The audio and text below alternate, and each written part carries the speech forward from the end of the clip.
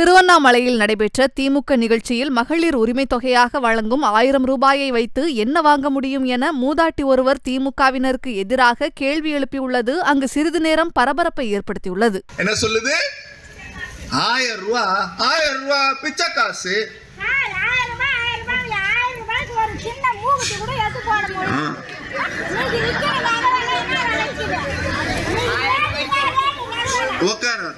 பாரு, ஆத்தாவுக்கு என்ன ஆசைன்னா 10 பவுன்ல 1000 ரூபாய்க்கு நகை கொடுத்தா தான் 1000 ரூபாய் மதிப்பேங்க. நான் ஒரு விஷயம் சொல்லட்டுமா? உங்க பேர் என்ன? மாலதி. மாலதி அம்மாவுக்கு 1000 ரூபாய் வருதா?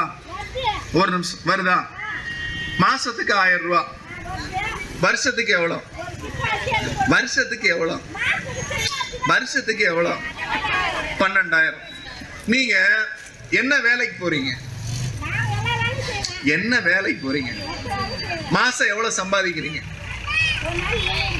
ஒரு நாளைக்கு 300 ரூபாய் அவங்க சம்பாதிக்கிறாங்க. ஒரு நாளைக்கு 300 ரூபாய். 30 நாளைக்கு எவ்வளவு? 9,000 ரூபாய். 9,000 ரூபாய் நீங்க சம்பாதிக்கிறீங்க இல்லையா? ஆமா தானே? ஏன்னா 1000 ரூபாயில வந்து ஸ்லாப் இருக்கு, இவ்வளவுதான் வருமானம் இருக்கணும்னு. நீங்க தான் சொல்றீங்க 9,000 ரூபாய் சம்பாதிக்கிறேன். நாளைக்கு நிப்பாட்டினா என்னைய கேட்க கூடாது. செய்திகளை உள்ளது உள்ளபடி தெரிந்து கொள்ள ரெஃப்ளெக்ட் நியூஸை சப்ஸ்கிரைப் பண்ணுங்க.